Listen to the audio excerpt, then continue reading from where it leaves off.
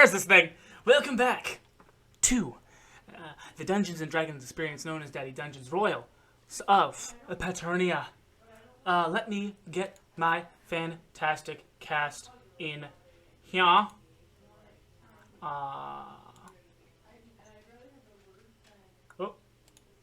There we go. Woo! We are live. You're also really loud now. We are live because I am trying to take all of the inhibitors off of my energy because I need to bring the thunder for today. The thunder. Ah. Oh. I don't know how to hype myself. I know how to hype you guys up. With a good old round of the sentence game. It's time again for the sentence game. It's time for the sentence game. We're gonna play the sentence game. I'm gonna start with a word, and then Skortch is gonna add a word, and then Blue's gonna add a word, and then Howle's gonna add a word, and it's gonna be a sentence, and it's gonna be awesome, and we're gonna get so hype for today's session. Okay, you guys ready? I'm losing my mind. All right. Exactly. That's Okay. the point. Okay. Ready? Unshackle that brain. Yes. Go. Swords. Are Fabulous. They. I can't think of words. Are. Go.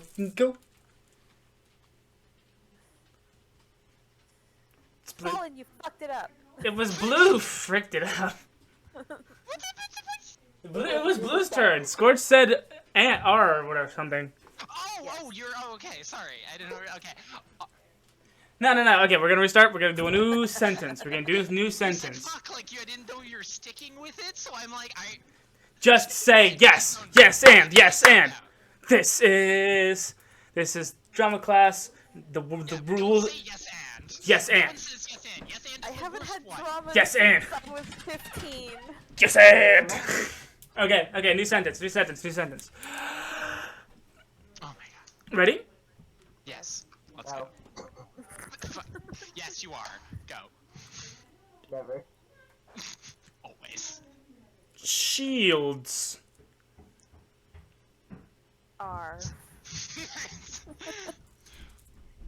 Fantastically.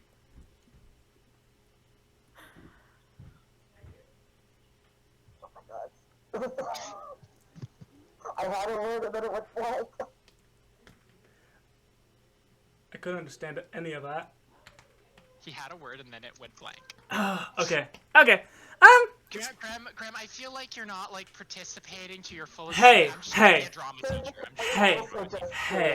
How about we play a new game called Grem Learns How to Speak? No. That was- Fantastic game. Okay. One more. It's nice and simple, very wholesome. Okay, are we ready? Sticks. And oh. you skipped Yeah, me. you skipped Skorch Blue. Shit, I was so excited to do sticks and bones may break, or sticks and stones may break my bones. Oh my goodness. I got so excited. I'm like, ah, it's fine. Sticks are the best weapon. Sticks. Okay, so Okay. let's go. No, we got this. We can do this. You guys want to do one more? I usually want. I kind of want to. Okay, fine. Do it. That's fine. Do it. Fine, one more. Let's get a full sentence in. Okay, let's get a full sentence in. Okay. Let's do this. Gotta do this once. Candles. And Teapots. Are Great. for Singing. and Dancing. with Bell. wait, what was that? Name. It was a name. Bell. It was Bell. From Beauty and the Beast. You know what? That's a full sentence. Candles and teapots are great for singing and dancing with Belle. yes. Disney, baby. You said candle, and my first thought my brain went to was yes. Beauty and the Beast. Guest. Awesome. Okay, so last time. I should tell you. Okay, Oh my small. God. session from session 0, session 1. Now we have session 2. We have a We full actually got a full sentence. Excellent. Okay, so last time on our little campaign, our heroes went out on the Oracle Day quest, which is where they go and see the Oracle to get a fortune told about the future of the kingdom as it pertains to the future leader, the Crown Prince, David the Fifth. So they left and they got attacked and they went to sleep and there was some weird dreams that happened and then everyone woke up and David was gone. David, no. David was gone, and that's kind of a bummer, and we're really sad about that. But Of course he is. someone has to be wondering, what could cause David to leave the camp? David didn't leave the camp. He got goddamn kidnapped. Well, I've got a cutscene that we could do right before I let you guys jump into this whole Blues Mystery Incorporated deal you guys are gonna have to do. A short little cutscene about what actually happened that fateful night. Hold on, I gotta get my music. It's not music, it's more or less just a sound effect. Okay.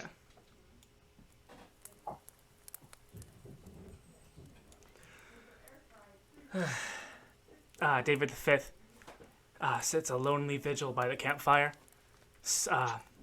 Sword laid up before him. He's looking downtrodden down at the ground, watching the crackling flames. There's a small rustle in the bushes, and that's where his attention darts to, as he is keeping guard.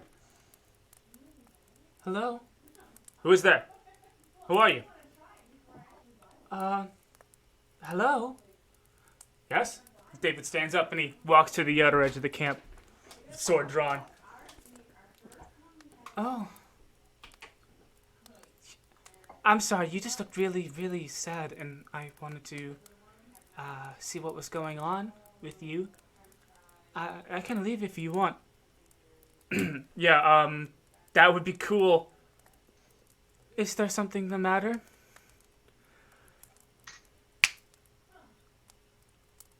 There's a slight shimmer in the air, and David's steely determination melts and gives way to a more relaxed, more, one might say, charmed demeanor. And he says, well, I just have a lot of things on my mind. He lowers his sword. Yeah, just a lot of things on my mind. There's a whole lot of expectations riding on this. No, you don't have to tell me anything, sweetheart. You don't have to tell me a dang thing. Want to walk with me? You look like you could just... You need some time to relax. You know what? That sounds really nice. And then off David walks into the woods with this mysterious stranger. A few minutes later, Skortch and Howle leap up from a scary dream. Look around and see that their brother is gone. And then continue to wake up Blu Moon. Skortch surveys and sees a very obvious, not really badly hidden trail in the outer banks of the campsite. Footsteps leading into the woods. And that's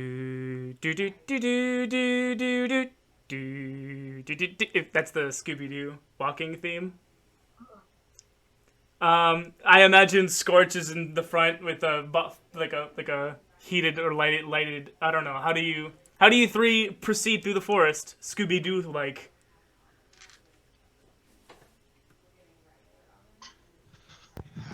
Yeah, I definitely use produce flame on my hand to light our way. As it is early in the morning. Well, it's a forest. Of course it's gonna be dark. Then do you want to take the lead? Yeah. So you walk in? Okay. I'll follow closely behind then, with my great sword, the ready, drawn. Right on. Just let me double check to see the Skorch. That was a 17. That was the survival check. Yeah. Okay, 17. Yeah. On a 17, you continue you walk around. You you walk over logs, and twigs are snapping beneath your feet as you walk through the forest. You weave in between trees and stumps, and you actually spook a deer that was sleeping and wakes up to see you guys and just goes runs away. There's a brood of I don't know, a flock of turkeys. Yeah, there's a flock of turkeys overhead. And actually, Gaggle. it's a gaggle. Okay, gaggle flock. There's a gaggle or flock of turkeys above you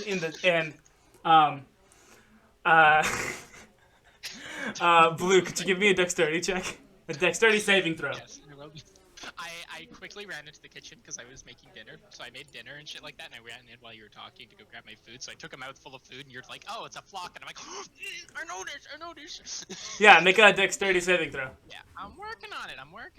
Oh, there we go. Prepared. I was prepared, but I can only be so prepared. I just got off school for my English course, so I was. Oh, that is not great. As per usual, rolling pretty low. We got a 5. Okay, so Yes. you know what? I'll go easy on you. The turkey dung doesn't land on your face, but it does land on like the top of your head. As I just quickly like slather it off, and like just wipe it off, and then just like Yeah. flip my hands on the floor. Ew.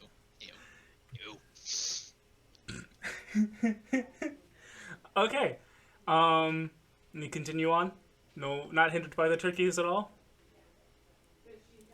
Okay, cool.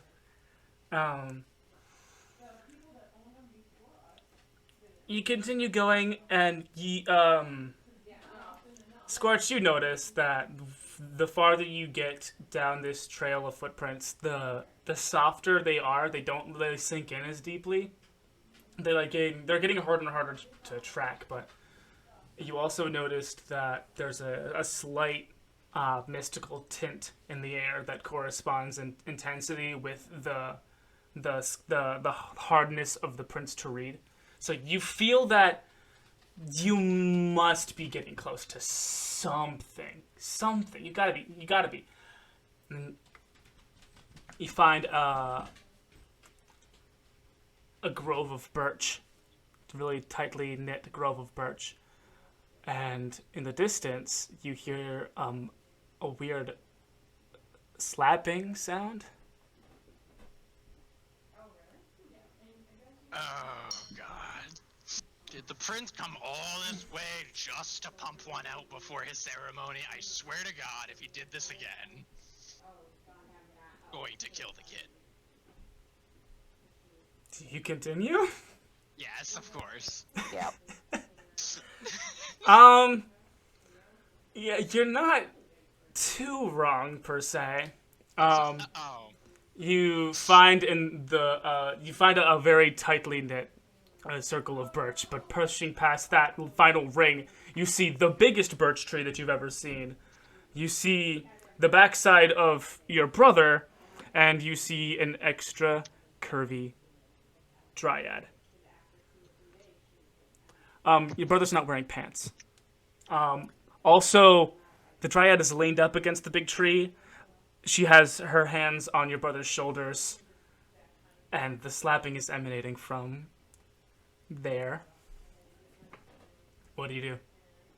Can I make an Arcana check to see if he's under some spell? Absolutely. Yes. Absolutely. Let me. Nice. What was it? 24. A 24? Yeah, you know this is a fey charm, baby. Yeah. Yeah. And David failed. Well, David was compromised emotionally, so it was really easy for him to fail the DC 14 Wisdom saving throw, and became magically charmed and enthralled by this very pretty birch druid. He doesn't notice you. He's incapable. He's actually incapable of noticing you right now because of what he's doing. Oh, he's going at it with the wild women. Wonderful. Okay, how do you break a charm? I don't know how to do that. Well, there's a few things. You could smack him. You could smack him. This is a thing. This is a thing you could do. You could smack him. I have the perfect spell for this! Magic Stone! Magic Stone. Could you read Magic Stone for me? Please and thank you. Yes. You touch 1 to 3 pebbles and imbue them with magic. You or someone else can make a ranged spell attack with one of the pebbles by throwing it or hurling it with a sling. If thrown, it has a range of 60 feet. If someone else attacks with the pebble, the attacker adds your spellcasting modifier, not the attacker's, to the attack roll. On a hit, the target takes bludgeoning damage equal to 1d6 plus your spellcasting ability modifier. Hit or miss, the spell then ends on that stone. Okay. You gonna try to beat your brother in the head with a stone? Yes. Yes, I am. This is the most Charlie Brown ending to this. Oh no. Okay, so you pick up the stone, you rub it with some magic, you give it a little magic kiss. It's like a little bit of it's a cheeky kiss, like it's like, and you arc it, and it whizzes over your brother's head and hits the tree. No one, the dryad sees you. David doesn't give a crap. David is indeed still incapable of giving a crap. Are we disrupting? Are we gonna stop this? This I feel like we should leave them to this. Would you like to try? And I hand you one of the other stones. I mean, he's going at her. Like, I feel like he's doing a good enough job. Should just, let him finish, and he'll come back when he's done. He seems safe. Blue, I'm gonna. You get a flashback of a conversation you had with your father, Tiberius the Wolfman. I can't stress to you how important it is that, David doesn't, have children. How do have children while he's out and about? Because I want you to, honestly, if I could have it, in a perfect world, you would ascend to the throne. But as it stands, you're behind, Howle, Skortch, Arya, and David in that order. So if David has any children, you just keep going back in that order. So, yeah, I mean, do what you want if you don't want to, but like, I only want the best for you, my boy. And then you're back in the present. So, I mean, a stone is pretty good at doing the job, but I feel like, someone harming the Majesty, that's a no-go. As Blue proceeds to charge out of the... well, you're not in any cover. Well, we were just stepping through the... Yeah, stepping through the trees, yeah. Bush, so that's why I burst straight up, and I enter a rage, and I go in immediately for a strike against the woman. She has partial cover. Your brother is partial cover. That makes sense, so disadvantage. Disadvantage, yeah. Armor class of 11. Okay. And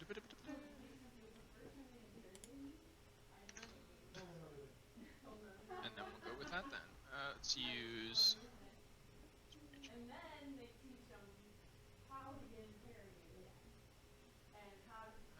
Okay. And... attack to hit.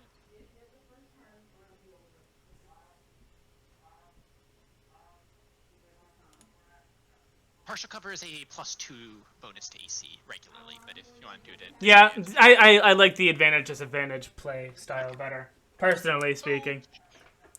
That's fair. It keeps it more fluid and interesting. Ooh. Here's hoping. Ooh! It's even higher, so Okay, cool. Yeah, 22 to hit. All right, yeah, that hits. That hits very well. So you charge up behind your brother, axe in hand, and you kind of you plant your foot behind him, and then you kind of swing, starting with your back to his back, and just kind of bring it all the way around, and get a nice hit right into the side of her would-be tree person head. Okay. That is 16 total with the +2 from rage. Wow. 16? Great sword just 16. Hold on, let me. 16, good sir. Wow. Touches the prince. No one gets the royal nut. 16. Yes. Dang it! I thought this was a good pencil. It's not a good pencil. Pencil, you failed. 1, 2, 3, 4, 5, 6, 7, 8, 9, 10, 11, 12, 13, 14, 15, 16. Oh, dang! Yeah, nasty cut there. Almost completely cleaved in twain. This tree, this dryad's head is. And with that, I'm gonna say roll for initiative because she's not happy. She's not happy. Things are not gonna be going well. I'm gonna get actually a better pencil because this pencil is not good. You lied to me, pencil. How could you? Ooh, that's a really good initiative. I just nat 20 on initiative. Sexy. You get to go twice! Look at that, we're No, all that's going not up how that high. works. Oh! You're all rolling higher than me. I'm so sorry. I am Speedy Boyle. Is this the... Can I peel the curtain back a little bit? Not the curtain. Okay, so I planned this encounter before, but I didn't realize that my parents were gonna be upstairs while I did it, so I made sure to choose my words very carefully. Okay, so hold on, let me do that math right. Double check my math because I did it on my fingers and I'm not good at that. So the dryad started at 22 and did 16 points of damage. So 4 HP. 6. Nah, I was right. 6. Did you say 24? 22. Yes. 22. Yeah. You said, and then you did 16 points of damage. Oh yeah, 6. Fuck's sakes. Yeah. My brain went, oh yeah, 14 plus the 2. Okay, what do we have? 16. Okay, make sure to add the +2 from rage. 18. Just added the +2 twice. Let me get the Dryad's initiative. I just stuff like that too. Okay, 17 for the Dryad. Oh, game log. That's where that is. There we go. Okay, did anyone beat the Dryad in initiative? Howle has a 23 and I have a 21. Yeah. Howle has a Yeah. 23, so it's Howle.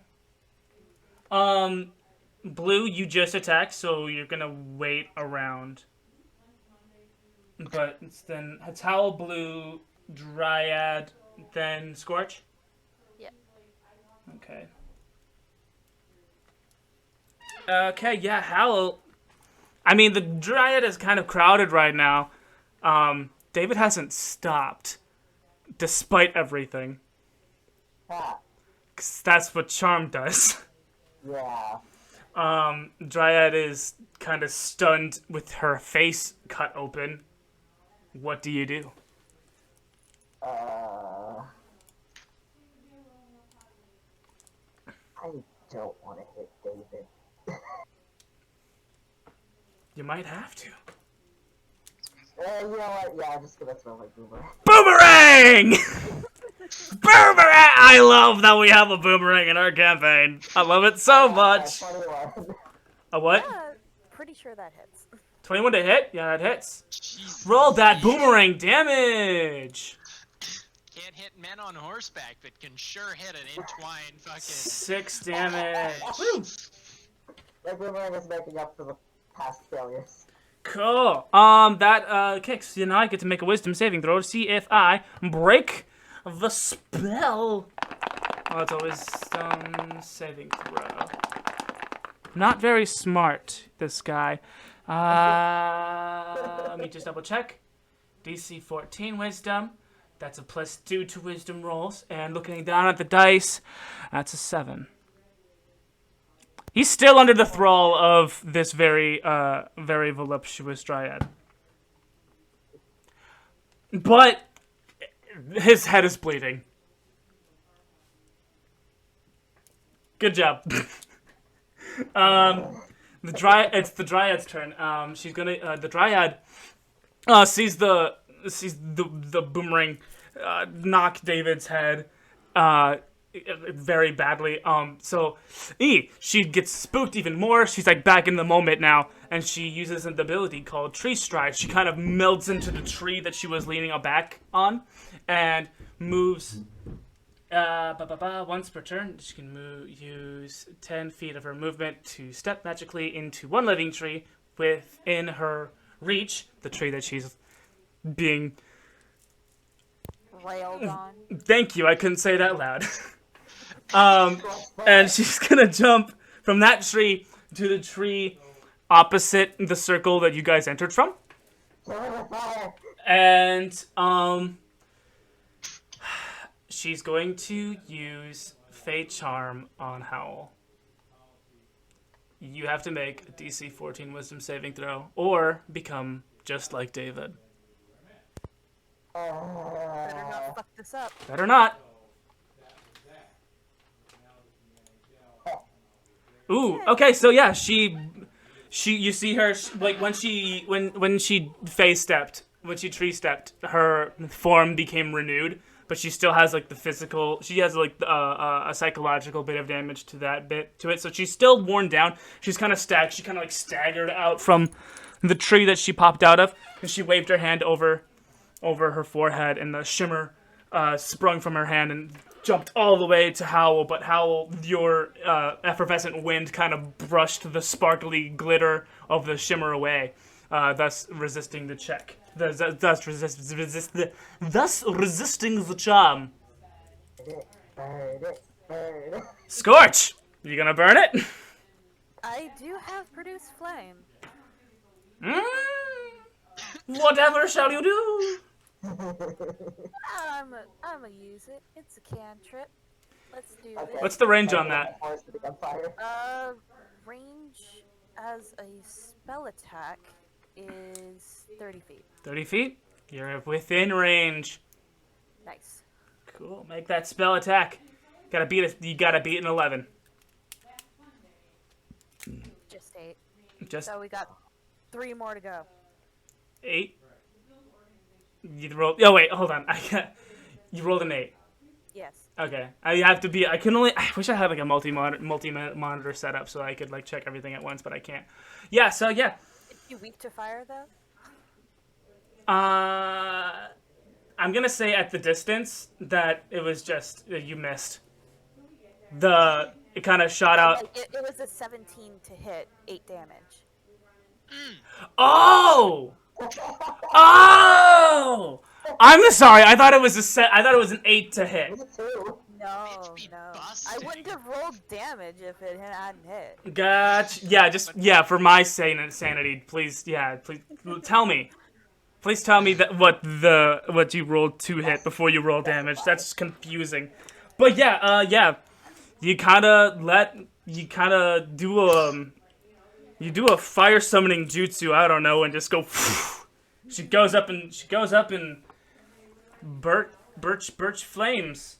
Druid is dead, and the spell resolves and dissipates from David, and he is immediately flush red and scrambles to pull up his pants. Thought you were supposed to keep him watch.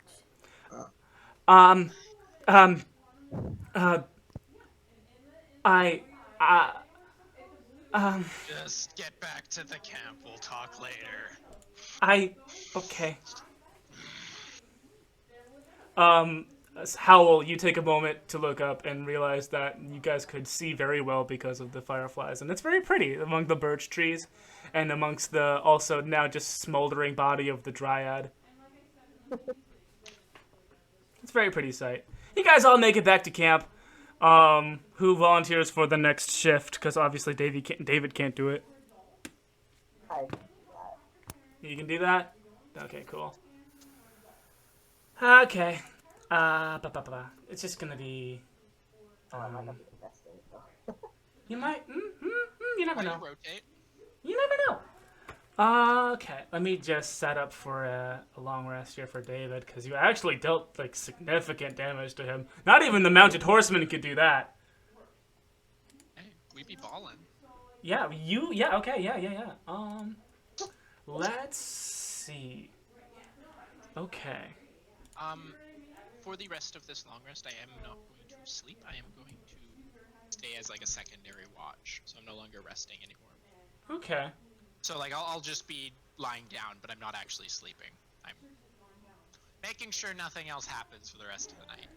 Okay. Or if something happens, you can get to it. Let me see. When was first to wake up?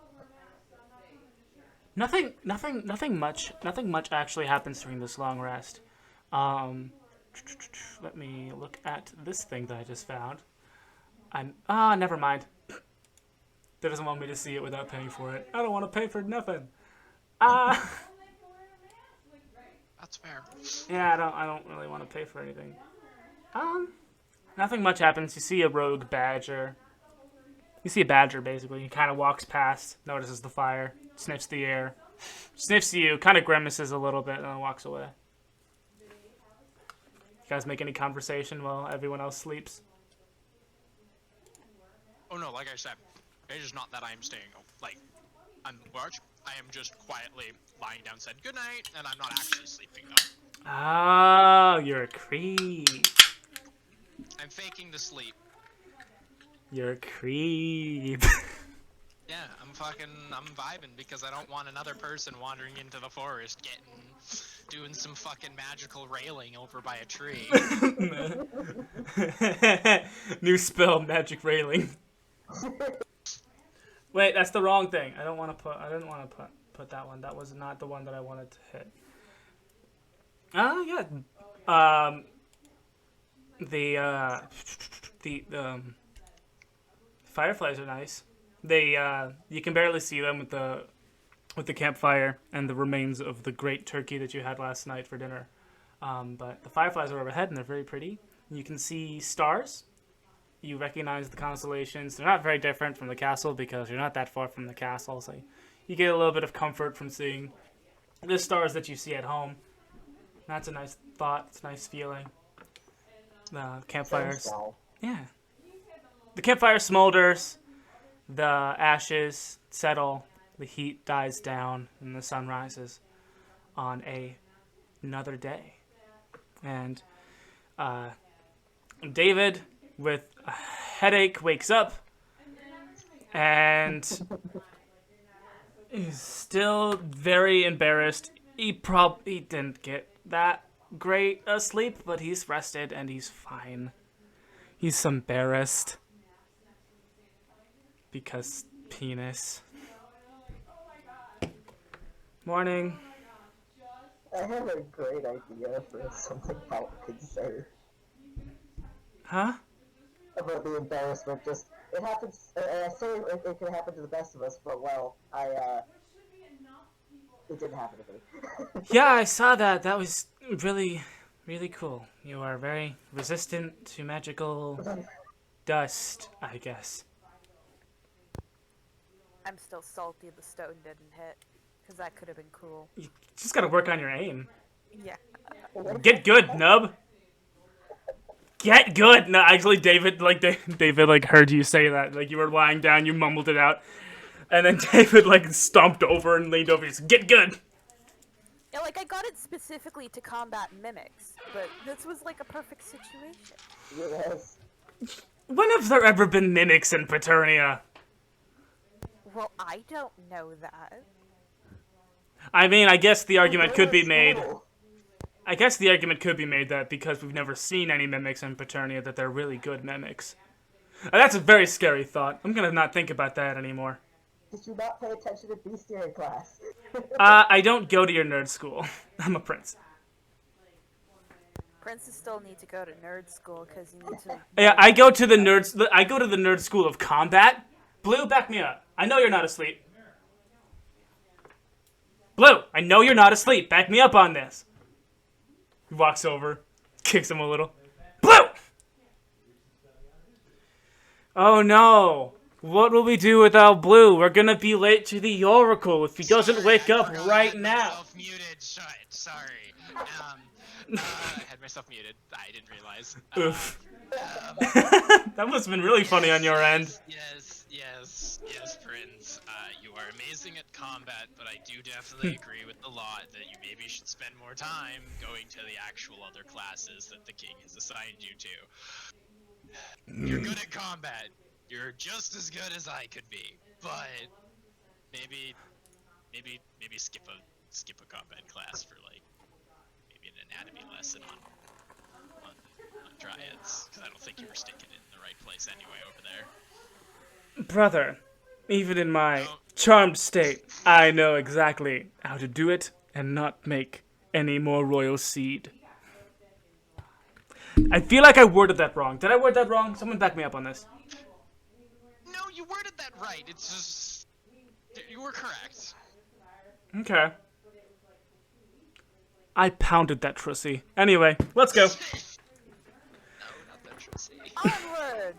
Onward to the Oracle. Huzzah, huzzah. Pack up all our stuff, get back in the carriage. There's no carriage, just a bunch of horses. Remember? Right, sorry. Just horses. No carriage, only horses. Da-da-dum, da-da-dum, da-da-da. So our intrepid heroes mount their horses after a different kind of mounting was done later that night. Jesus Christ. Listen, I have the creative liberty and right to make all of those jokes this episode. Yes. Goon's dungeon for anything. Yes, Daddy's dungeon is for a reason. Oh wait, did I not take a good picture of this? You know what? I'll just use the picture from my Instagram. I don't even care. You ride along the rest of the secret path that was given to you. It's not that far. You guys actually did a really good job, and you made it most of the way on the first night. And you make it to the Oracle's hub by around noon. Around noon, that's good. And you find the Oracle's hut. It's very quaint, built into two trees that kind of overlap into each other. They kind of tangle together. Built in between those two trees and kind of lean-tos out. It's a very nice, little, cozy hut. And even David to himself in his head is like, I might try to get me one of these cozy little tree houses. But what if it was in a tree? Blue, what if we made this kind of tree house, but like not on the ground, like up a tree? What would you call that? Tree house? No, this is a tree house. It's a house made of trees. But what would you call a house in a tree? You last night? I am a brick house. That's... Yeah, well, I should have seen that coming. I regret immediately. Never mind. Walks back and behind Skortch and Howle. Just yeah. To the back of the group. David dismounts. The horse. we can't make a mountain joke every time. Come on. Not every time. Yeah. Everyone get off your horses. You approach the house, and Skortch and Howle, you get the glint in your eye of a shiny metal object. And when you look over, you see a large boulder in front of this house. A large boulder, but sticking out from the top of it, there is a sword, and the blade is like halfway stuck inside. Blue, after a second, you see it, and then you tap David on the shoulder, and now everyone is looking at this sword in the stone. Oh, conspicuous. I think I've read a book like this. I thought you didn't go to nerd school. I read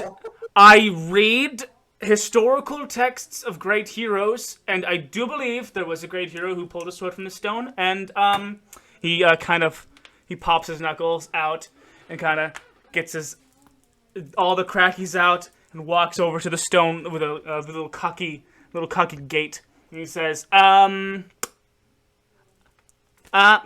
know what? I'm gonna do something crazy. I bet you'll never guess. I'm gonna pull this. Yes. Yes. Well, you sure as hell didn't pull out of that dryad. Wow. Just Wow. make sure you do better than last night. He's gonna take 2 points of psychic damage. He's gonna take two points of psychic damage right there. You can't do that to him, man. Do you know how fragile a prince's ego is? So fragile. Hey, we'll bump it up when we want to bump it up, but this is sibling squabble time of that man fucked a tree last night.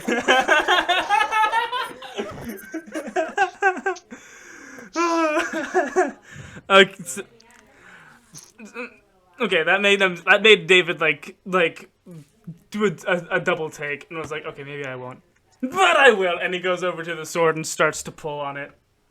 And he pulls on it. And he pulls on it. There's grunting involved. There is grunting and groaning and manly noises of the pulling variety. So much of the just this whole scene is oozing masculinity. Obviously, it is probably the most masculine scene ever. Skortch, could you make a perception check? Okay. I'm putting it. This perception check is gonna be at a nice solid 11. Are you serious? No. Are you guys enraptured by this manly display? Hold on. Apparently. Hold. I'm watching. I'm watching it. Oh, okay. Okay. So, Skortch and Howle are enraptured by their brother's manly display of tugging at this sword in the stone. Blue, you notice the silhouette in the... You notice the silhouette in the window. You notice... you can distinctly see the rubbing of hands maniacally. And then the pressing of a button. And when that button is pushed, the sword is released. And your brother flies backwards in a jerking motion, and he looks like an utter buffoon, and he falls flat on his butt, and the sword looks like a penis. It's a small, very small, useless penis-looking sword. Like, it wasn't even half the hilt. It was like the bulbous end was the only thing stuck in the sword. So it's like an oversized hilt and like half a sword, and there's like a bulbous bit to the end of it. Well, Frik is definitely some kind of hero. Some legendary sword that is. Hey, I mean, you got it out of the stone. That's impressive enough. I don't think I could have done such a...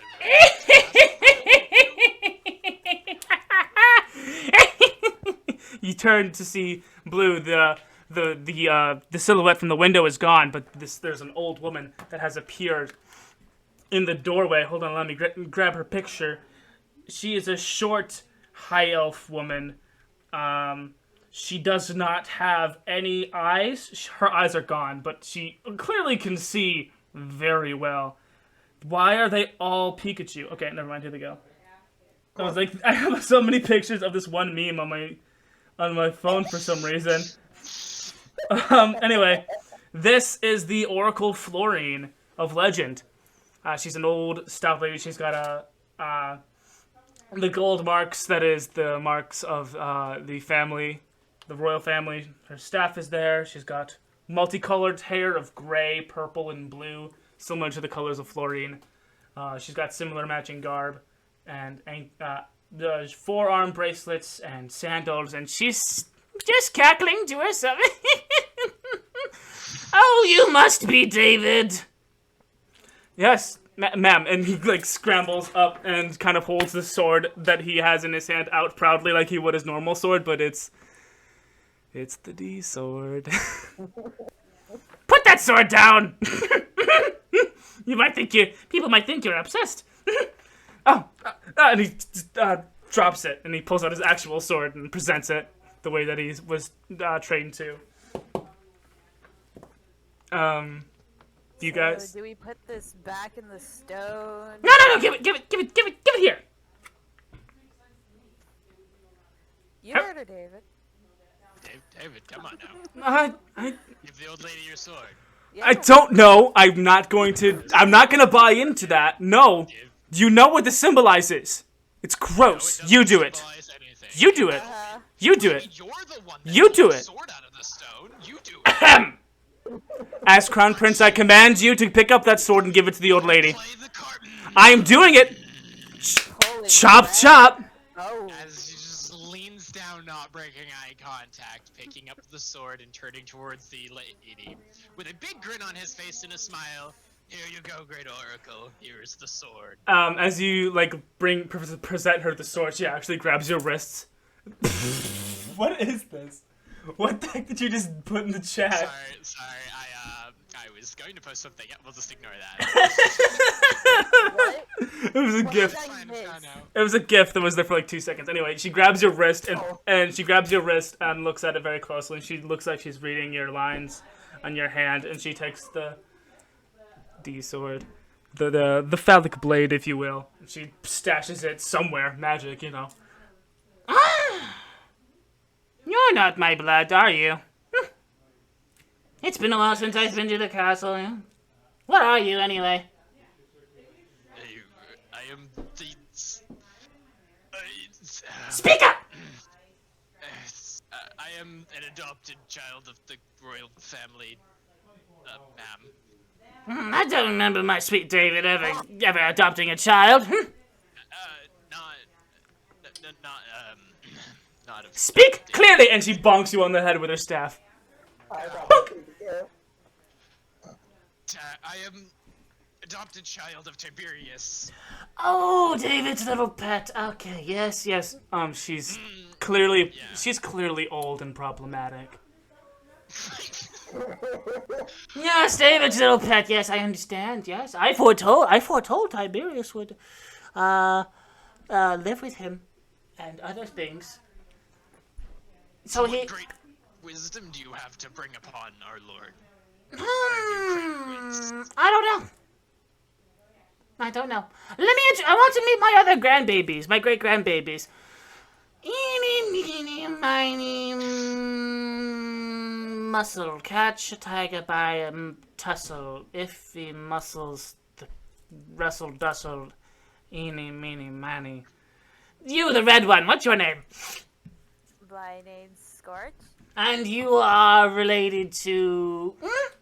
She kind of waddles over to you and grabs your wrist. Oh! Oh, you're my other daughter's child.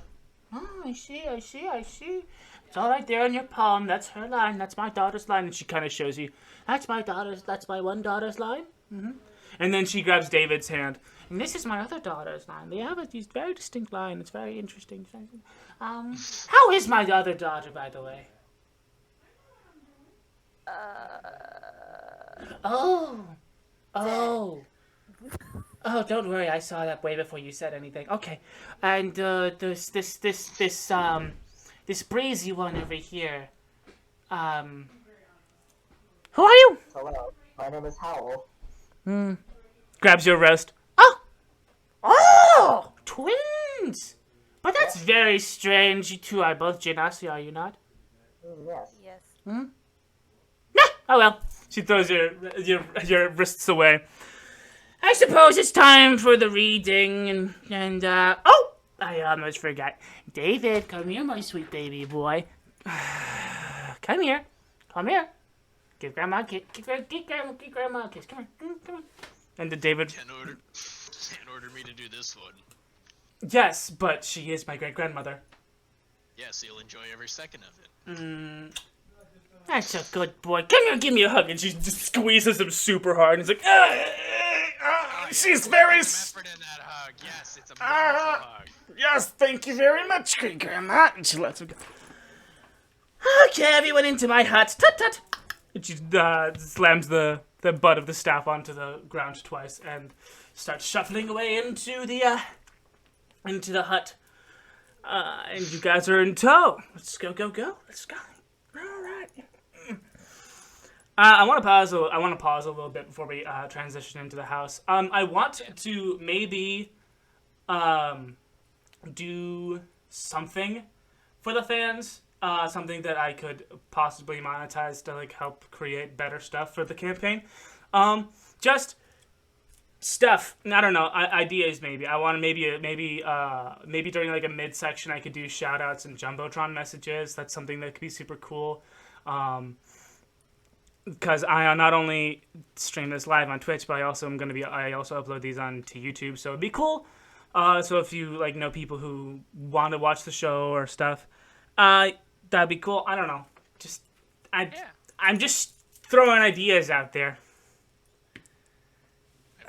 So, inside the Oracle's hut, it's very dusty. Like it almost doesn't really seem like she like actually lives here.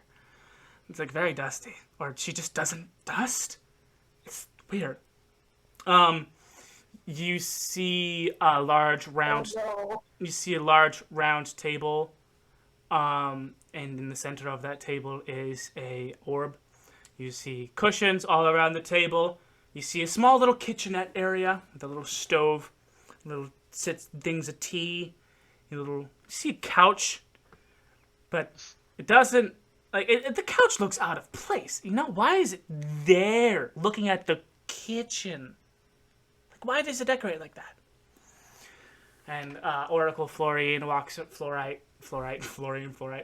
around the table and takes a seat at the head of the round table and sits down all nice and slowly. Okay, everyone around the table. Yeah, everyone.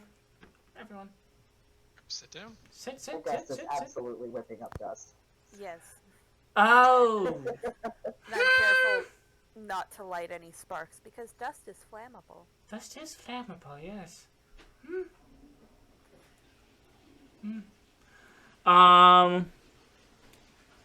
Okay, I guess. And she snaps her fingers, and all three of you start slowly sinking as you hear.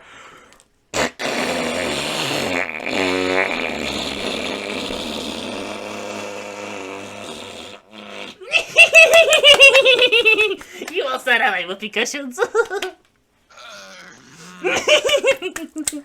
Oh, the big one can't take a joke. Joke from our great oracle once again. The big one can't take a joke, and I find that funny.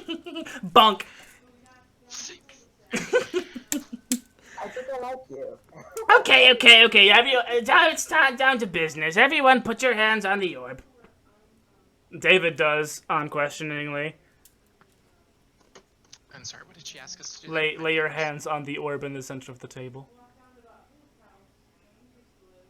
I do it unquestioningly. To know what this is. Sure, go ahead. It's gonna be, you have to beat a 17 to know what it is.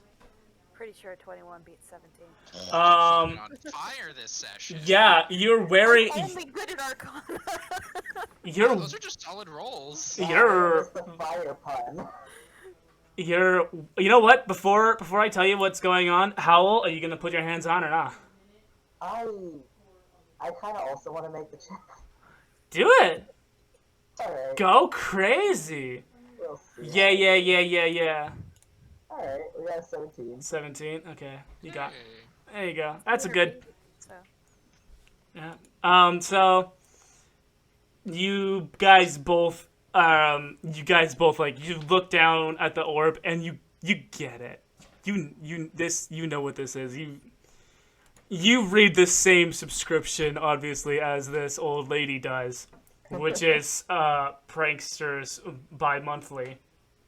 And this is clearly a novelty shock orb of cosmic confundery.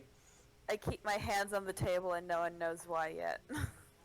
No, everyone, put your hands on the orb. I can't do my stuff unless you put your hands on the orb. Do you dare disobey the Great Oracle? Me? And she gives you a big wink.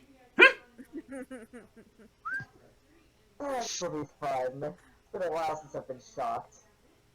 I don't say that out loud. Sorry, just real quick, does she give a wink like the gif I posted in? They're just that's over to Skortch and Howle right now. Oh, but yeah. Yeah. You know them. She like you can peek behind her a little bit and you see the latest copy of Pranksters Bi-Monthly behind her, and she's like, and she kind of scooches it back with her staff like behind her. Come on, you've got important seeing the future to do. I'm going to put my hands on, but I'm going to be watching David's reaction, and also Blue. Okay. Yeah. Very well. Yes. All right, let's. I don't know if you know this, but sometimes the future can be quite boop shocking. And Skortch's hair stands on end. Howle's hair stares on end. David's hair, that was in like a nice ponytail, just breaks open and stands on end. Blue, there's like no effect. You feel shocking, but it's like nothing new. It's like you conduct very well being a blue dragonborn. You guys don't take any damage. It's just a novelty orb. The twins, they're very savvy indeed, and they saw right through my clever ruse. I guess I should probably put the real orb in, and she unscrews the novelty orb, and pulls it out, and you can actually see there's like a little like light bulb screw in the bottom. Yeah, came with the table, but I can always put in a real orb. And she pulls out a real gigantic fluorite orb and places it in the center of the table. Words must have found that quite shocking, wouldn't you say? I made that joke right before I shocked you. Please don't recycle my jokes. Please and thank you. Bonk. Okay. When she claps her hands twice, there's a curtain up in the rafters, and it parts, streaming in the light of a looks like a glass bottle mosaic that she might have made, sending in streams of multicolored light that bathe her in an ethereal, prismatic glow. All the other windows, however, close. And she does some kind of dustomancy, and she swirls the dust through the prismatic glow of the light, and it all comes down. The light bends a little, the light swirls, and it encompasses and becomes this like a tiny bit of a dust storm that surrounds the gigantic ball of fluorite, and it's all very beautiful and mystic. It's sparkly and it's mystifying. Okay, she spits on her hands, and she lays her hands slowly down on the gigantic dust storm. Yes. Yeah, huh? Mm-hmm. Oh boy.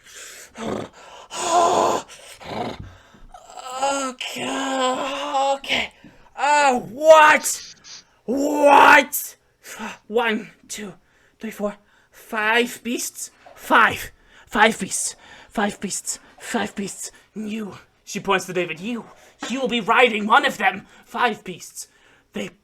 5 beasts, they climb on top of each other. They climb on top, and they defeat hunger. They defeat evil. They defeat mystery. They defy odds. Yeah. You! She points to Blue. You will find a new friend. You will find a brand new friend. And this new friend will be just like you. And this new friend will help you defy what you were born to be and what you will become. You! She points over to Skortch. She says, You have made unearthly deals, just like your brother.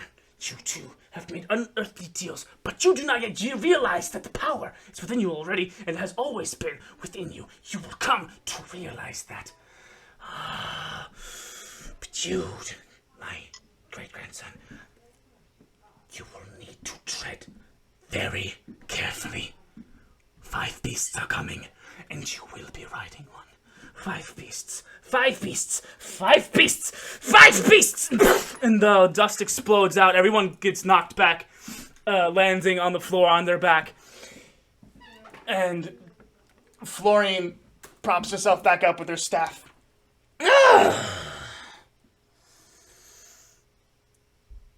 Wow! You know what? in hindsight, I probably shouldn't have made up the prophecy the way I did for your father, David. You know? Because taming two great beasts ended up meaning your dad and your mom, and that you have three parents. It's whatever. I don't really know.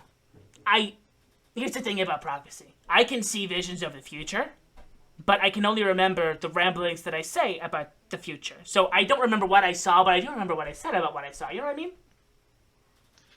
Makes sense. Shut up. Five beasts. You might be marrying 5 people. David's face is beet red again. Oh my... 5? 5. And I will be... You said I will be riding one? Yeah. I mean, I guess you're gonna be really intimate with one and not the other ones? I guess. That's what I can... Oh my... No. I turn towards Skortch and Howle, and I just kind of whisper, yeah, found the one he was riding last night. Ooh, is that some hot goss? Do I hear some hot goss? Can I hear this hot goss? No, it was just, telling them how we need to prep for the trip back, and I mixed up my words, so they... You, red one, spill the He tea. got charmed by a dryad. Oh, he did! Oh, he did! He did not! Did he not? Did he? Oh yeah. Yep. Oh, wait. It wasn't Melissa, was it? Melissa's this really nice birch druid. Oh, Oh no. no. Dryad. Dryad, druid, dryad, blah, blah, blah. Some other words. But she's a really... She, like, has tea with me sometimes.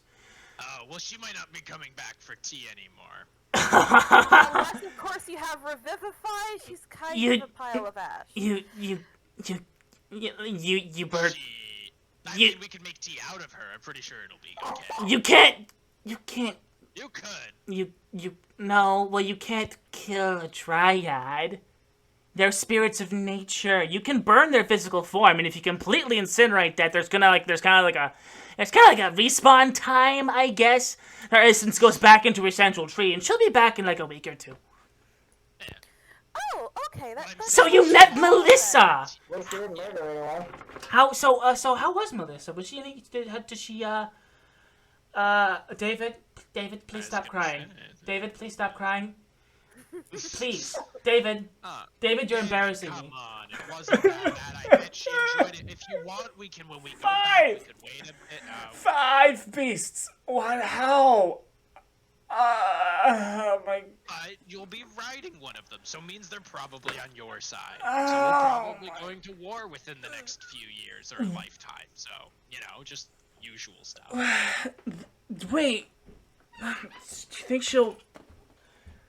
Do you remember anything about this, like, specific gender of the one that I'll be riding? Anything in particular? I think. No, 5 beasts, man. 5 beasts. I don't know what to tell you. Nah. 5 beasts. You're gonna be riding one, my boy. You're asking for an exact prediction? That's asking a bit much. I like this one. This one I like.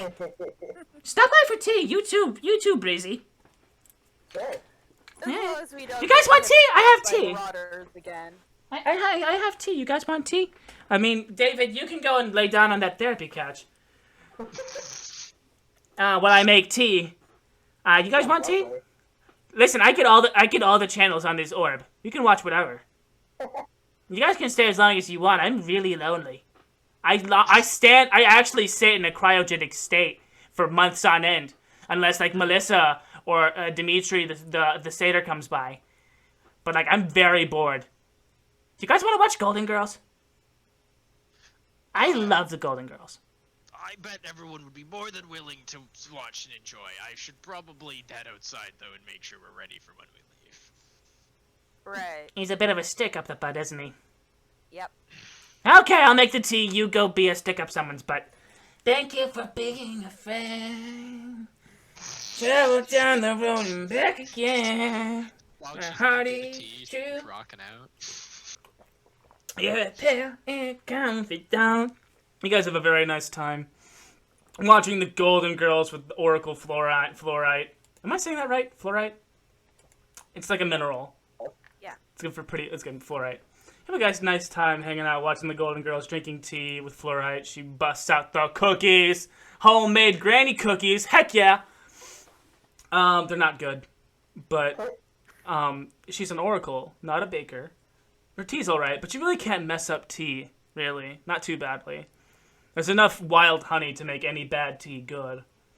David, after like an hour of sulking and just being crushed under the weight of potentially 5 mates, eventually sits down on a fresh whoopee cushion. So that's a laugh. He sits down.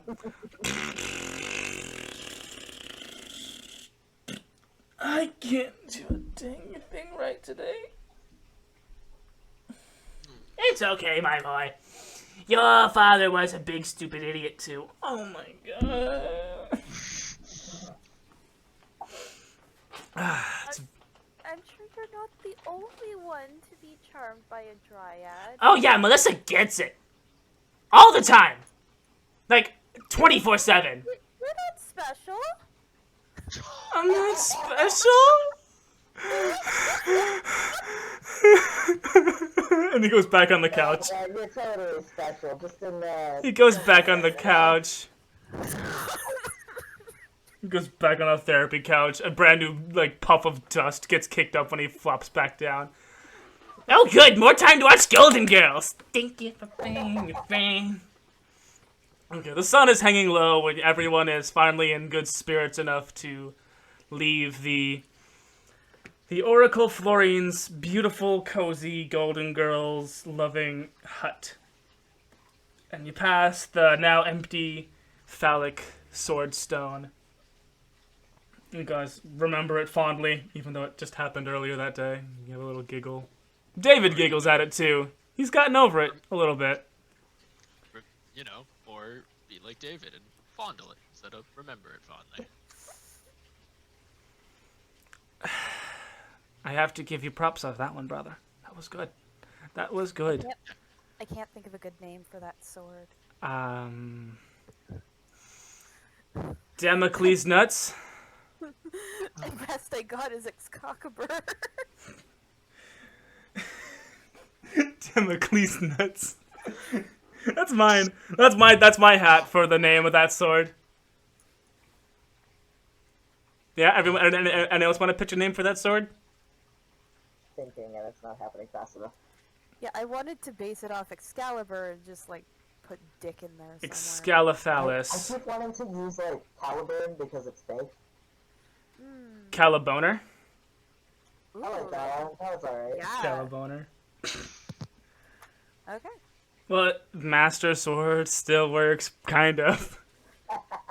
Yeah, you guys head back down the road. It's gonna be a much shorter ride back to the castle.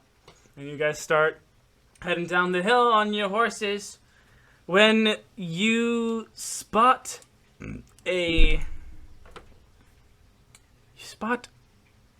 figure leaning casually against a tree, with a file to their claws. Why is it not? What? Why isn't? Wait, just post. Wait, hold on. Okay, there you go. Okay. It's a figure filing their claws up, leaning up against a tree. This figure is long, and it has a tail, and it's wearing super cool clothes. Very interesting, super cool. Like, you're jealous of this guy's look. And he says, "Hello, royal children. My name is Dandy Jack, and I am your escort home." That sounds very good. Insight check? Yeah, beat a 15 insight. I'm also gonna try if I'm allowed. Yeah, anyone can do that. I Yeah, know, I don't trust that name. beat a 15 insight. I definitely didn't. Nope.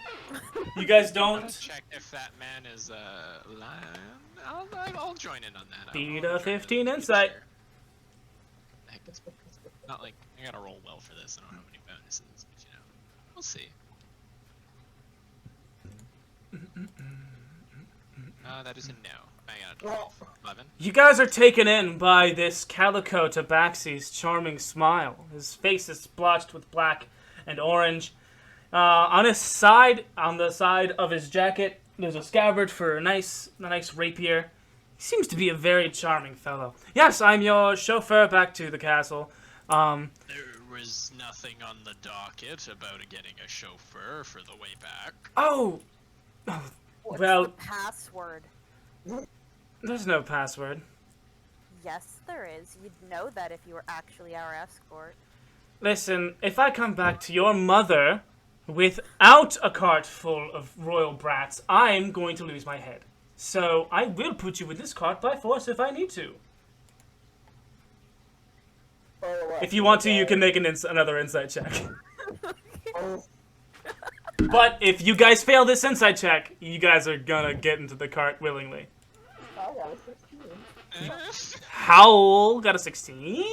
Blue got a... 16. I got a 15! Yeah, you know that your mother's too much of a hard ass. Too much of a hard butt. There's something afoot here, and it has cat feet. Anyway, I don't think we're looking for an escort, so we'll be off then. But I have this very nice cart full of amenities, and he opens the cart, and 3 ruffians come out, one with a missing arm. Roll for initiative. Oh, that's dick for shit. Why? 23? Dang, son! No one in this. This keeps happening to me. Yeah, let me just... Everyone still goes before me.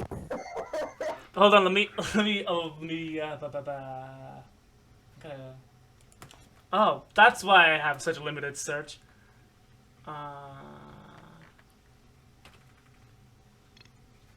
Why is it... Wait,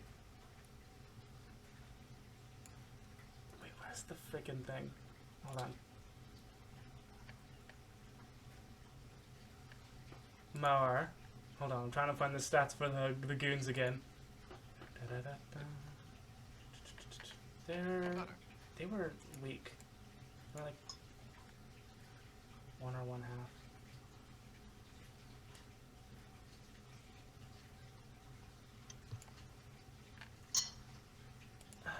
We need to absolutely decimate these poor people. What? I should have just done intimidation to scare him away. I mean, if he didn't immediately attack there, I was just going to, recommend just riding past him.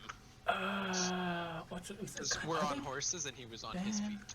Bandit. So That's what they're called. Yeah. They were called bandits. I will let you know. Yeah, one has a missing arm, one has a bleeding arm, one has a bleeding leg, and the last one is just got a big bruise on their forehead. So you're facing 3 bandits and Dandy Jack. Let me roll Dandy Jack's initiative. He has a whole separate character sheet. Dandy Jack. Let me roll David. Roll that initiative for David. Ooh. Oh wait, that's a 7, not a 1. Everyone still goes before me. I did that exact same thing. I was like, characters. Oh, it's a 1. Oh, wait, no, it's a 7. It's a 7. There he is. There's my beautiful boy, Dandy Jack. Ba-ba-ba. And that is a 17 for Jack. Okay, so who has the highest? Howle. How? I need to roll for the bandits. I should have done this before. That's good. That's what you do now. You're good. You just had to find the bandits, so. Yeah. No one can beat Howle unless you also roll a 20. Okay, so Yeah, the bandits have 18. Dandy Jack has 17. David has 11. So who is the next highest one? I'm sorry. that would be me. Blue. So Howle, Blue. 9. Skortch. I had this exact same issue on Nikrin. So it's blue. Wait, I'm sorry. Wait, what did you roll? Howle rolled a 23. Then you Okay. said whoever has a 17. Okay, so it'd be Then Howle. whatever It'd be your Howle, bandits bandits. Davis rolled 11. Bandits. Jack. David. And then me, and then Skortch. And then blue. Blue and Skortch. Skortch. Okay. Yeah, Hal, you recognize the armless guy and the guy with the big, forehead bruise. What do you do? Oh, Jesus. Well, I'm gonna grab my staff. And I wanna whack whoever's closest to me, I guess. I'm still on horseback. They're all kind of in like a small cluster. What I'll do is I'll hold action, and if anyone gets close to me, I will whack them. There you go. I will do a bomb. Cool. Yeah. Oh, come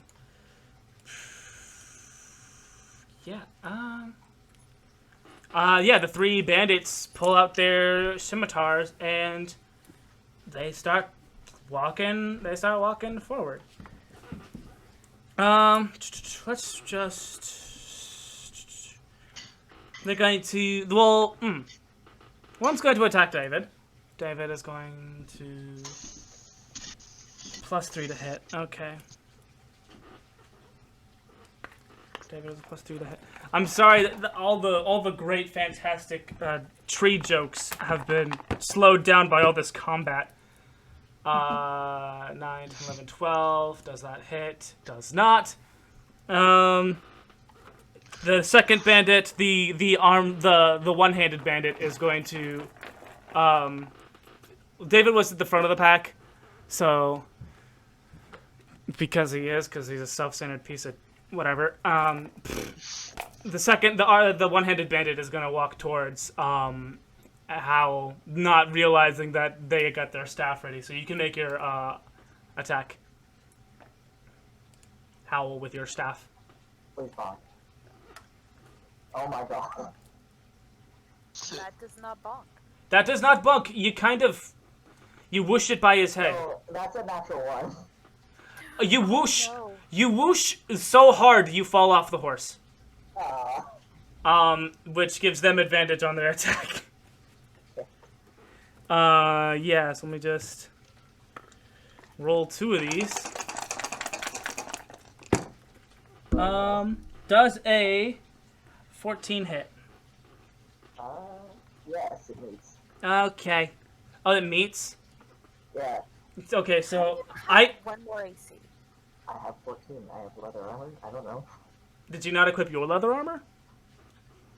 No, I do. Oh. I don't know, maybe it's because he's extra breezy. Extra. Do you have 3 to dex, or? Oh, yeah. Okay, that explains it then. Yeah, there we go. Well, here's the thing. Well, I never liked it, that if they meet, there's like nothing happens. But personally, I hated it when, the attack, it matched the armor class. I always felt like the odds of that are like so slim that something should happen. So I'm gonna. When I say it meets, I just assume the attack was like normally it hits, because that's what it will be. Yeah, I don't like that because that's still. I don't like that because you still have that much armor. You know? Okay. So Yeah, I'm gonna call it a perfect counter. When it matches, when the hit DC and the armor match, it's a counter. You get a counter attack. So you flop off the horse. But you prop yourself up on the stick, just perfectly enough so that when he goes to strike, you can swing your feet down and get him in the head. Okay. A la monk stuff. So it would be an unarmed strike, yeah. Alright. You gotta beat their armor class of 12, though. Oh, right, okay. Yeah. That's not happening. Oh no! You That would've been pretty epic. dismount very well. Yeah, you just dismount very well. So you guys, okay, it was a nice bob and weave, but no damage was done thus far. Last bandit goes after Blue, who is on the other side of David, and there's an attack with a scimitar against Blue. Ba-ba-ba. Natural 20. It's a nat 20. That's a double damage. That's 1d6 plus 1 slashing damage. Double damage. I'm just gonna yeah. So it's gonna be Sorry about that. Ooh, wait. Is that a 6 or a 1? That's a 6.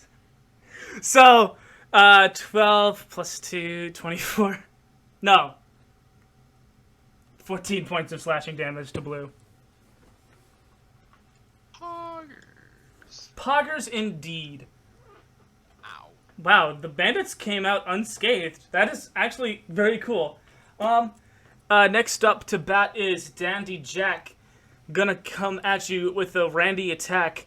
He pulls out his rapier and charges forth to make an attack against David, who is still mounted. Oh, that's how you do that. Okay, there you go. But he misses. David's horse rears up because it's scared from this giant cat, and Dandy Jack misses the attack. Let me see what. He's gonna use a cunning action and leap up into the trees. Leap up into the trees as a hide action to hide up in the trees.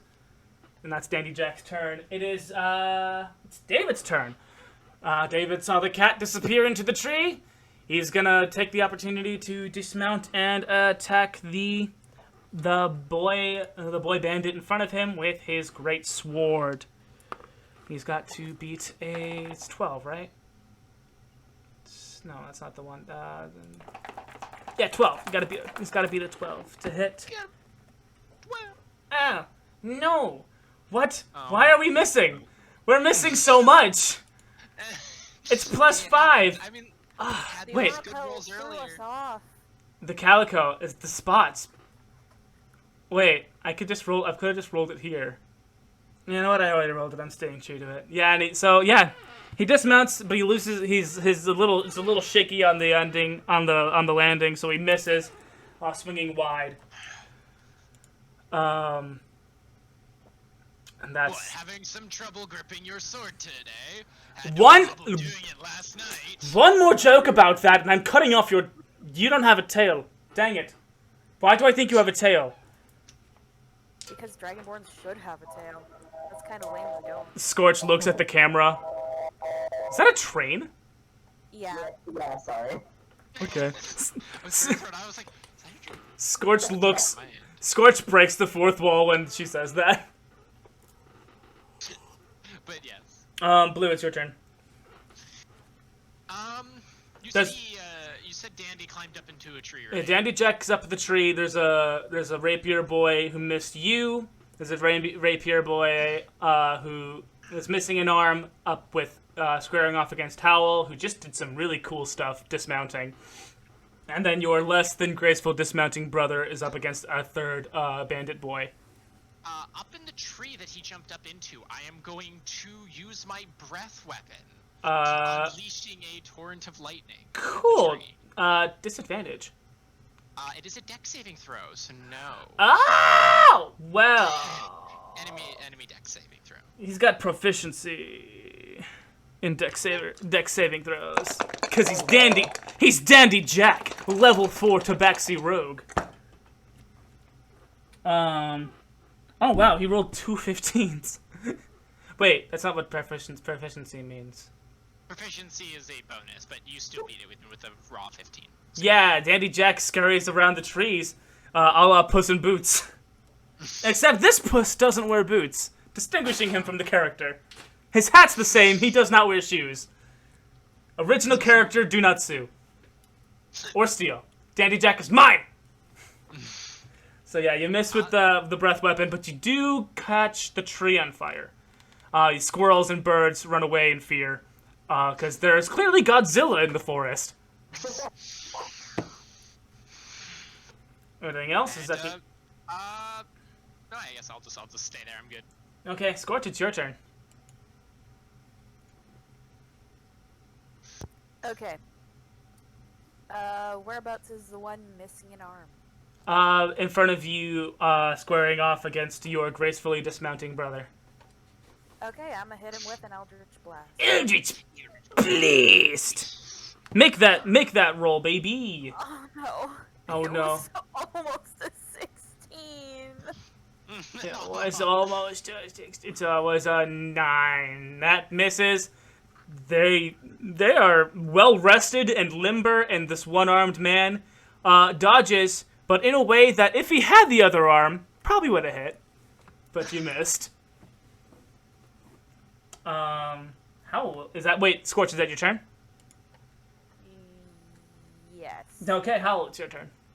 Yeah, I'm gonna take notes and also do an Eldritch Blast on the one-armed man. Ooh, this is Howle's first Eldritch Blast. Let me know. Well, no, wait. Just like his wonderful twin sister, as gracefully as her, fails equally as well. Do you want to describe your flavor of Eldritch Blast the way that we did last episode with your sister? Yeah, so I want it to look like liquid crystal. Liquid crystal, like ice almost? Sort of, but like as colorful and vibrant as the horns. Oh, okay. I was personally like going off the motif that the precedent that your sister set. I was thinking something like, you know how Aang does that spinning ball trick? Ah, shit, that's cool. We can do yours if you want. I can make I can fuse the two. I was actually thinking of doing like a liquid crystal, but it's surrounded by a gust of wind, so it looks like it's blended. Yes, I'm thinking a disc of the liquid crystal surrounded by wind in a similar vein as Aang's little floating trick. Like a flat Rasengan. Yeah. Yeah, sure. It would go flat too because if it was... Centrifugal force. Yeah. But you missed, so it kind of whizzes up into the tree. Centrifugal. Ooh, yes. Big words! Daddy's Dungeon, preparing you for the SAT. Don't remember what that word means anymore. Yeah, centrifugal force brings everything to the center. Right, yes, okay. Right, yes. My bad. Okay. Yeah, but you missed, so the whizzing disc shoots up into the trees, cutting leaves. It does put out a little bit of the flame that the blue started, but not a lot. So at the end of your turn? Oh, yeah, it is. Okay. It's the bandit's turn. Cool. So the one-armed bandit is gonna take a couple jaunty steps and prepare a strike with the scimitar. That's 7 to hit. Does a 7 hit? I don't think it does it? Who? Me? Yeah, you. Oh, absolutely not. Yeah, so yeah, that's a fail on their part. Second bandit squaring up against David. Another attack with the scimitar. Rolls an 18 plus 3. That hits. Dang! Where's the D6? I put it away. I'm dumb. Wow. Dang, son. That hits David. For 4 total damage. And okay, yeah. The scimitar slashed across David's chest, ripping his nice clothes and causing a nice bloody gash. The third bandit, squaring up against Blue, goes flicks the sword around a la that one scene from Indiana Jones. And does a 17 plus 3 hit. You know it does. Okay. This is why I gotta kill them first. It's just... They just keep hitting. Just 1d6. So you get hit for 2 damage. It just kind of flicks off a couple of loose scales. No real damage at all. But your nice scales, man. Say that to my HP pool. It feels differently about this. Dandy Jack's turn. Dandy Jack. Da da da da da da da.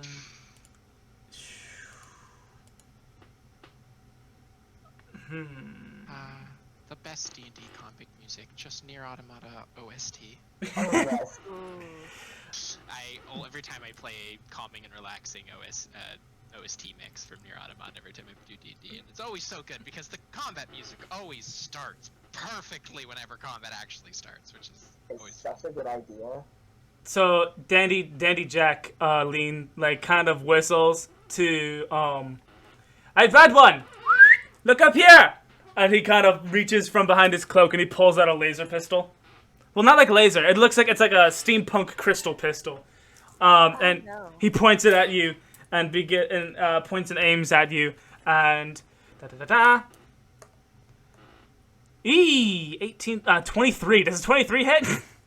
Yes, but I cast shield. Ooh. Okay. Oh yeah. Oh fuck, that's not quite enough, but No, that's a plus 5 to AC. yeah. My AC is 13, so it only brings it up to what he rolled. Oh! Well, then you can counterattack. Could fire your Eldritch Blast back at him after... Well, you know what? Because you use shield, what I'm going to do, I'm going to say that the shield is reflective and it's radiant damage, so it's going to reflect off of your shield and hit him. If he's going to see it coming, but I'm going to roll this radiant damage for you. It's 3d6 plus 3. So you're really glad, it's really good that you deflected it. So that's 12 points of radiant damage. But he's going to make a dexterity saving throw to see if he sees it coming and gets out of the way. Because you raised the shield and it deflected. And it shot right back at him. A la Legend of Zelda Breath of the Wild. Yes. Dexterity, yeah, he rolled a 15 with proficiency. So you get the end of his tail for 2 of those damage. And he's like, ow, my tail! Ah! Magic! I hate it! And he darts away into a different tree, out of sight. Choose the wrong royal family to attack if you hate magic. David is up and is going to attack with the greatsword. Is that a crit? That's a crit for double damage on the man that he's facing. Just as a recap, these guys only have 11 hit points, so if he gets over 6 on this attack roll, this guy's dead. Slashing damage, and that's a kill. That is a damage kill, baby. That is a lot of damage. David, that was a crit, baby. Absolutely. David's buffoon is down. David's buffoon is down. One assailant down. Blue's turn. More to go. Blue, you are still in combat with this scimitar-wielding hooligan. What do you do? Okay. You want to land a few blows on me? That's fine. Try to kill your big man. He likes to dodge. Cool. Then fine. You get to taste the might of my greatsword as I go to attack him with my greatsword. Do it. Do Do it. Gotta be the 12. Do-do-do-do. Gotta be the 12. Do-do-do-do-do. Hey, there we go. It's 14 plus. Woo! And then I'll roll the damage. Show me damage.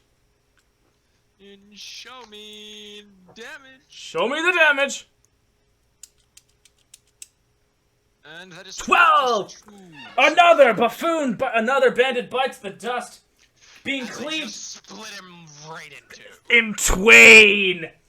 Right in twain. Skortch, it's your turn. Is the guy dude still up in the tree? Sorry. Yeah, Dandy Jack is up in the trees. He's like darting around, being very good, very sneaky rogue. Not We got very hard to one guy see. left down here, and that we could deal with him.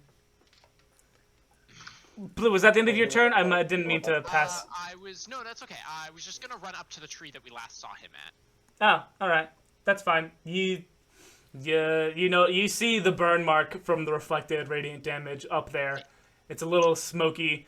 It's actually a lot smoky. You set part of the forest on fire. Oh well. Skortch, it's your turn. Okay,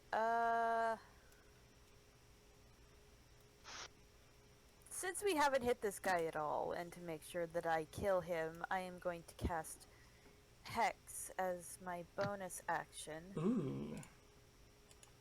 Cool. What do I have to do? The hex is just an apply. Yeah, it just gives me an extra d6 necrotic damage. If the target drops to 0, I can switch it to a different target. Ah! You also get to choose a saving throw, I believe, don't you? You Yes, get to... I'm gonna make it Dex, just because I like making them. The boys jumping around the trees and all. It's a solid one to go for. Yeah. I'll make sure I hit him with Dex too.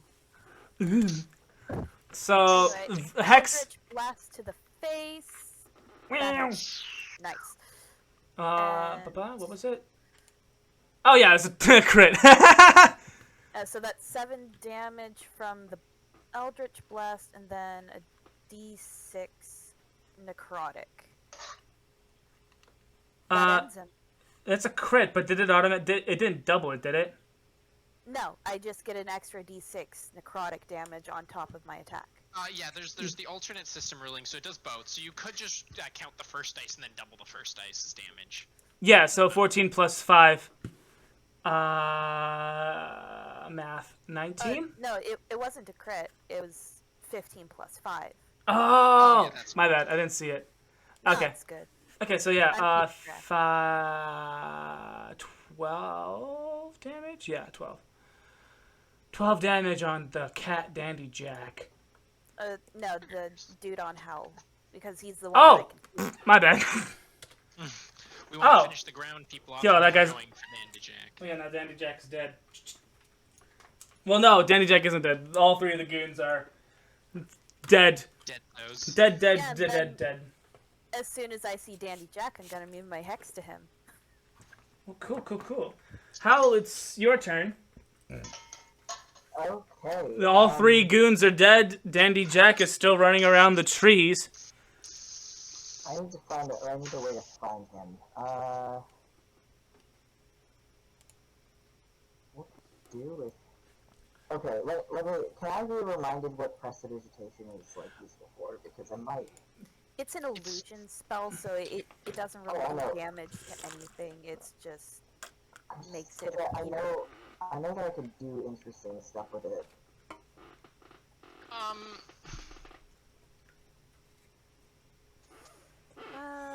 Because it's not like it doesn't just do things that are only illusion. Like you can literally light a candle. You spontaneously light or snuff out a candle or a torch. You instantaneously clear or soil any object no larger than 1 cubic foot. You chill or warm or flavor 1 cubic feet of non-living material. You can make a color. You can change the color or make a small mark or a symbol on an object. Okay, so I found the perfect thing. It can cause a harmless sensory effect. This can include a non-stop itch. Ooh. You naughty! Because I was thinking, yeah, okay, non-stop itch could be fun, but I could also go with like a high-pitched. Yeah, a bell is ringing nearby is another one of the suggestions. Ooh. Am I able to like specify it to a target though? Yeah, I think it's a field of effect thing, actually. Yeah, I think Range so. 10 feet. Yeah, he's within 10 feet, but up. So, in order to make, let's say, a perception or investigation check to find out where he is, would that be an action, a bonus action? Well, no. Prestidigitation would just apply itself to whatever you want it to apply to, as long as the thing is within the spell range. So you don't really have to find it, as long as it's within the spell of the range and your intention is this man who has named himself, which was a bad idea on his part, Okay. Dandy So Jack. So for the sound one, you can't affect just him, because that would be like a higher spell tier on him. You would just be making a bell sound. But the itch, for example, would be him. It depends on like if it is only targetable. Because your intention is, I'm gonna make Dandy Jack itch. I do kind of like that, yes. You gonna give Dandy Jack crabs? Magic crabs? Crabs, magic crabs! Crabs, magic crabs! Dun Put those magic crabs on me! He's a cat, so he has fleas now. Oh no. Not fleas. No. How do I use the spell slot? Because I can't click on the spell. It's a cantrip. So. Yeah, Prestidigitation is a cantrip, and you don't need any saves or anything for it, so it just takes effect. Okay. So there's a tab called spells. You click on spells. There should be a thing to cast it. I'm literally in spells, and I do not see a thing to cast prestidigitation. It's fine. Yeah, that's what I was gonna say, because it's not like there's no rolls or anything it needs to make. It's fine. Yeah, it's just a cantrip. Yeah, it's not like it has an attack or anything, so it's not like you'd be rolling for anything, and that's not like the enemy would be rolling for anything unless the DM For modified shield, it said cast, so I don't know. because because it adds the bonus to your AC. Oh. So when you that's- cast it adds +5 to your AC. Yeah. So I'm using that. Literally no rolling or stat changes in the base wording of it. That's all up to flavor for a DM and the player. Yep. But like shield literally gives you a +5, so when you click it and cast it, it uses your spell slot and then adds. You also have to cast it because it's a spell slot using them. So that's why you'll see. Yeah. So even if you don't have a roll, you're still using a spell slot for shield. Can I please roleplay as an itchy cat now? Yes. Please, for the love of God, can I roleplay as an itchy cat? Yes, you can roleplay as an itchy cat. Okay, so Howle focuses their will and places their hands together in the. I'm gonna assume that the pointer and index finger touched together on either hand is just the universal sign for casting a spell. I don't care if it looks too much like Naruto. It's how we're doing it. I'll roll with it. It's fine. There's a devilish smirk that creeps across Howle's face as I've definitely done this before. this shimmer of like very small black spots like emanate for them and then disappear into the trees, and then what? No! Ow! No! What is this? What? No! What? No! This can't be happening. No! What was this magic collar for if this keeps happening to me? And then after a couple of seconds, Dandy Jack drops down from the trees, right in front of you on the path, just itching and scratching himself. Actually, no. This is Dandy Jack's turn. Yeah, but Your turn as a bonus action, you can move it over. okay. Yeah. Just because if we're using it to have fun, you can still use it, but mechanically Hex works off of you have to move it when that person dies to a target you can see. But Yes, this is see the target, it would work, but we're just Dandy Jack used half of his movement to jump from the trees to the ground. To itch himself, and then he's itching himself, and then he's itching himself, and he's not having a good time, and then he pauses, slowly looks over at you guys. just to say you. Oh no, it is bonus action on a subsequent turn. Yeah. Cool. Okay.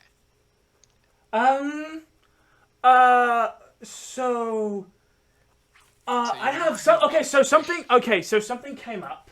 Something came up. All right. I would love to continue this, but I actually. He's itching still. I actually have to. I have to go. I'll meet up with you guys later. You guys just stay here. I'll be right back. And he bolts down the path. Real quick, could you say, since, I walked up to the tree that he fell out of, he's within an attack of opportunity range? He's not that dumb. Well, no, he fell out of the tree. He jumped out of the tree. Okay. I mean, I hate to bring up semantics, but I did say jump.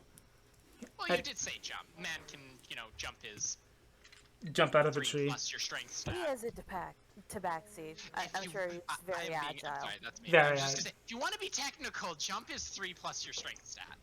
So how far could this man jump with his strength tag technically? 3 plus his strength stat. The modifier. The modifier? He could only jump 2 feet. So, did the man really jump well? He's a cat. So He's got a +3 to dexterity. Yeah, which is your agility, and there. Which is what he was doing he was using his agility to traverse the branches. Listen, I'm not giving you this attack of opportunity. You said semantics, so I rolled out the logic of the actual Okay, jump. His jumps are strength-based. Wow, I did not take you for a rules lawyer. I'm not, that's why I'm saying we're cool. Okay, we can chase the cat now if you want. Yes. Yes, I want to chase him. I would love to chase this cat. Okay, on foot or on horseback? Cause like half of you would have like Howle and David and Blue would have to get back on their horses. Well, if we're choosing between that, instead of going to do horseback, can I launch a javelin at him then? Ooh. Yes. Say this man travels over. Okay. So if you say this man jumps over 120. You have to be class of 14. Okay, campers, welcome to the javelin toss. In order to hit the fling itchy tabaxi, you have to be in an armor class of 14. Up first, we have Blue with the javelin toss. Historically, not his best event, but we'll see how he does. 16. You get him. You get him in the shoulder. Just gotta make this one count. What's that damage? Looks like an 8. 8 points of damage. Cool. Okay. Yeah, he stumbles, but he keeps on trucking. Keeps on trucking. Cool. Yeah, I'm just gonna say that David held his action. It is Skortch's turn. Okay. Do you? So, if you? I'm still on. Yeah, you're still on horseback. You could go and chase him on horseback if you wanted to. Yeah, I'm gonna go chase him. Chase him on horse. I'm gonna move my hex over to him, because now I can do that. Cool. And hit him with an Eldritch Blast while I'm chasing him. Cool. 13. That doesn't hit. Nope. Okay. Does not hit. You kind of... I'm imagining a kind of reverse Tom and Jerry thing, but in this case, the cat is Jerry, I guess. The cat is still technically Tom, but it's in the instance where Jerry has a gun. Oh, it's one of the episodes where the bulldog's in it. Oh, yeah. Yeah, so yeah, you kind of strike at his feet, and he's like, eh! And he keeps running, and he makes it to his covered wagon, which was the wagon that he was going to take you guys on. He kind of climbs up and kind of gets into the wagon, up onto the covered wagon, kind of cowers up there. Howle's turn. So how far away is he? Not far by horse. Not you all getting up onto the horse and then getting to where Howle is, where Skortch is, which is by the covered wagon, would take all of your movement. I'm totally fine with that, yeah. Yeah. I just want to hit him with the boomerang. Boomerang! Knuckle upside the head, baby. Boomerang! Oh, you missed. I did. So you throw the boomerang, it goes up, and it whiz. It goes over his head, and he kind of watches it, like, what is that? And it circles around, and you catch it. No hit. It's Jack's turn. So Dandy Jack on top of his caravan, on top of this covered wagon, composes himself. And he says, well, I guess I lost. But, Dandy Jack never really loses. That's something you should learn. Dandy Jack never really loses. As he's saying that, he's taken his laser crystal pistol and is tightening the lens on the nozzle. And he jumps down leisurely and kind of slowly points it to the side of the caravan. And he says, well, I'm afraid this is where I have to leave you, royal brats. I'm sorry that we couldn't become friends. And he fires the pistol and lights a fuse on the side of the cart and makes a disappearing act into the trees once again. There's a hissing sound coming from the covered wagon. Skortch and Howle are very close to the wagon. You guys have 15 seconds, but we'll see what happens next time on Daddy's Dungeon, Royals of Paternia! Dun, dun, dun, dun, dun, dun, dun, dun. Don't me like this. Don't cuck me like this. I will... Listen, I'm gonna promise you this. I'm ending every single session on a cliffhanger. God damn it, fucking Blue. David disappeared. Dandy Jack and his hissing cart of doom. I actually made up a really cool finishing move name for this maneuver that Dandy Jack just did. Want to guess what it is? What is it called? I want at least one guess out of you guys. One guess from the collective of you three. Catnap? No. You know what? Let me replay these last couple of seconds, okay? He tightens up the lens on the end of the laser crystal pistol. He points it to the side of the caravan and fires. It's been nice, but I guess this is the finale. Allow me to introduce to you my finishing move. Dandy Jack Catastrophe. And it disappears. Tune in next week, Thursday, same bat time, same bat channel here on the Goon Daddy Twitch account. This has been Daddy's Dungeons, Royals of Paternia. Skortch, do you want to have anything to sign off? Skortch was played, of course, by Window Goblin. Hello. Cool. Blu Moon was played by Jyden, aka Android, aka Fallen. Jyden. Hey, this is nice playing another session. I can't wait for next week. Howle was played by Grem, aka Glitch, aka Gremlin. How are you? Looks like our cat friend is having a hissy fit. Hey! What an excellent joke to end! Da, da. I wish we had like an ending theme, but we don't. Anyway, see you guys next week for more Dungeons and Dragons Daddy Deadtastroful action. See you guys then.